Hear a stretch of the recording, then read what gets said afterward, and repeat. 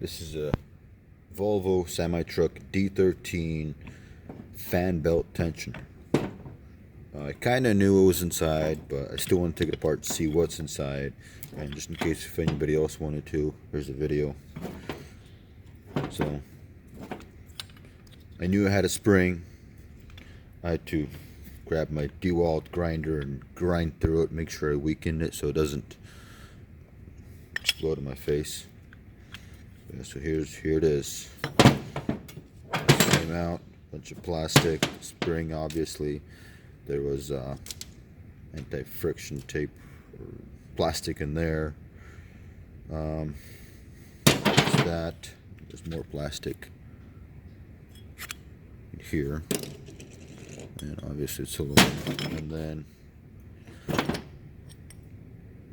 got the bearing cap, 17mm bolt, and it's got two bearings in there.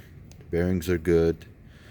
I also want to mention I am going to make a video later on or sometime soon of explaining how you can tell it's worn, because once it's installed and you're looking at it, it sits like this, and as it gets worn out, it does this when it's installed, and then you can see how the belt comes off and it damages the belt. And seeing that, it's time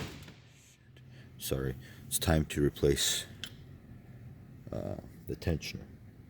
Also, I don't think the dealers are gonna like me. I like to share another thing that I found out working on Volvos, and I used to work at the dealership. Now I take care of a fleet. So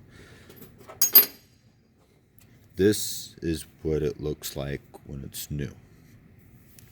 You can see the Volvo part number here, and there's also one right here if you're buying. If you happen to look for another part number, it's right there. The top one will be the Volvo number. The second one, I'm not sure what it is.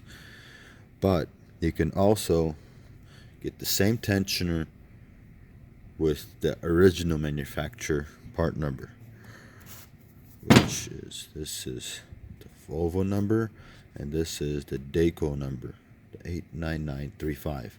If you call the dealerships, maybe not all the dealers, but the dealer in Sacramento, they're able to just sell the Dayco instead of the Volvo. It is about half the cost of the Volvo. So if you're owner operator, you want to save some money, this is what I've been using.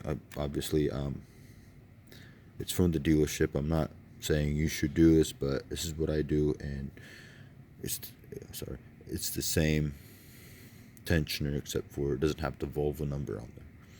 Another thing, because Volvo, Mack, they're very a lot of parts are interchangeable in their motor, but there's one thing on these tensioners they do not interchange.